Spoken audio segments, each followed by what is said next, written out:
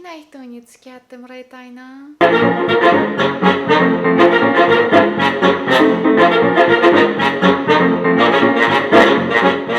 皆さん、こんにちは。Welcome to my channel Nihonno Neko.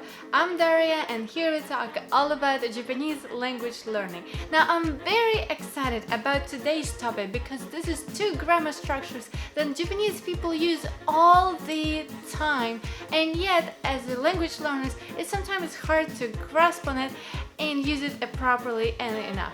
And that is てくれる and てもらう. Now today we're gonna not only look how to use it, but also I'm gonna show you some very curious examples that I found along the way. And if you're ready, let's get started.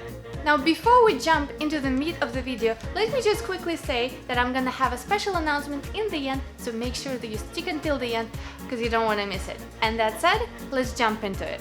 So first things first. This is the grammar form that represents an act of giving or receiving. And what you do, you take a verb in te form and add KURERU or morau to it and then conjugate those guys, but not the verb itself. Though there are some curious cases that we're gonna look a little later. And here we can have pretty simple examples as follows. お母さんが晩ご飯を作ってくれました。So in this case, mother, お母さん, cook dinner for me. So this 作ってくれました means that she did it for me, not just 作った but 作ってくれました. And we can flip it to use もらう instead, and we can say お母さんに晩ご飯を作ってもらいました. And on the surface those two sentences are the same. However, even though it's not explicitly said, in the case of KURERU, the action is kind of initiated by Oka-san. So maybe she suggested that she will cook the dinner, maybe something else. We don't know for sure, but the feeling is that she initiated the act. However, if we say Oka-san ni晩ご飯を作ってもらいました, then it almost sounds like I asked my mom to cook dinner for me. She did it for me in a sense that I asked for it. Again, we don't know for sure, and sometimes those could mean exactly the same thing, but that's kind of a feel that you get. Or you can say, oh, I'll have him pay for it. Oh, 彼に買ってもらう. 彼に買ってもらう. And as you can see, again, in the case of morau, we'll use ni because we are receiving that from person. But in the case of kureru, that's the person doing themselves. 彼が買ってくれる. So he will pay for it. Or I will have him pay for it. That would be the difference between kureru and morau in this case. Another thing that I haven't mentioned about temorau is that you can use it to show that you will have something done by a professional. For instance, 医者に見てもらった方がいい.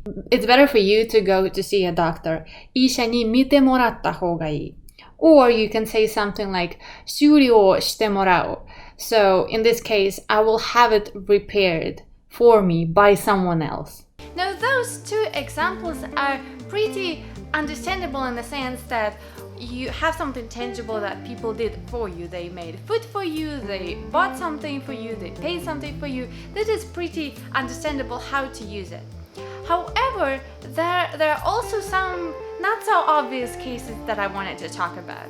So first sentence that I wanted to show you is from this book that I'm really enjoying reading right now because it's in very easy and kind of kids Japanese. But anyways, let's look into it. 自分のことをよく分かってくれる友達は本当にありがたいものだと思いました. So in this case, よく分かってくれる. よく分かってくれる友達. So friends who can understand him well. So he's receiving the act of being understood. And I thought that was really cool how kureru, tekureru form is used here. Another sentence that I wanted to read from this book is including morau, but it's used in such a way that I find very curious.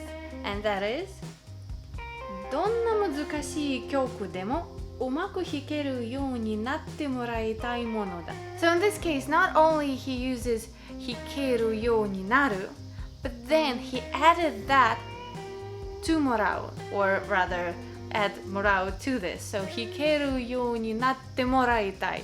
So that is words of a teacher saying to young Beethoven, and he wants him to become able to play any melody at all, so become so good. And so he says hikeru you ni natte moraitai mono da, which is like 6 grammar structures together, which is kind of insane, but anyways. Another important thing to note about temorau is that you can use it to request for something. For instance, you can say things like Nihongo o oshiete moraimasen ka? And in this case, you're asking, would you please teach Japanese to me? And specifically, if you want to be extra polite, you would use masenka, which is negative form, but that is to, wouldn't you mind to explain this to me. Another thing to add about tekureru or temorau, that oftentimes this exactly is a good indicator of who actually we're talking about. Because oftentimes in Japanese language, subject is omitted, especially in the casual speech in the conversation. And so sometimes you have something like temorau, right? And in this case, you kind of can guess that the person who you're talking to is kind of inviting you.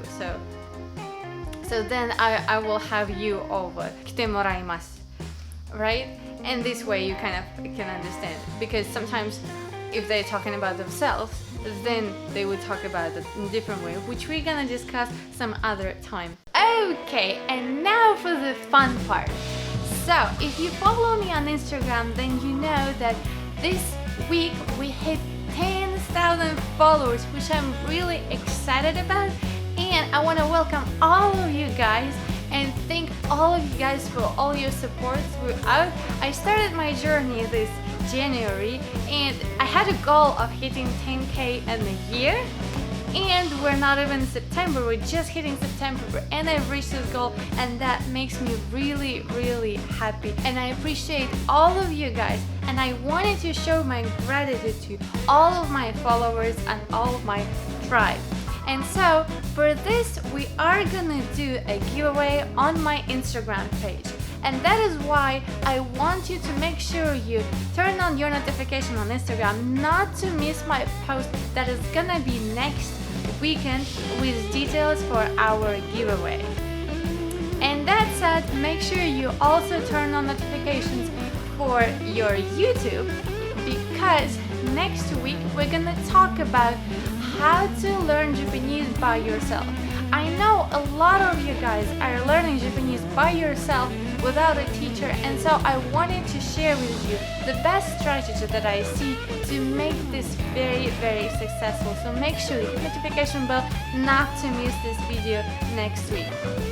And that said, thank you so much for watching until the end. I appreciate you. If you are still here, make sure you comment with your usage of tekureru or temorau, or anything else you have to say to me.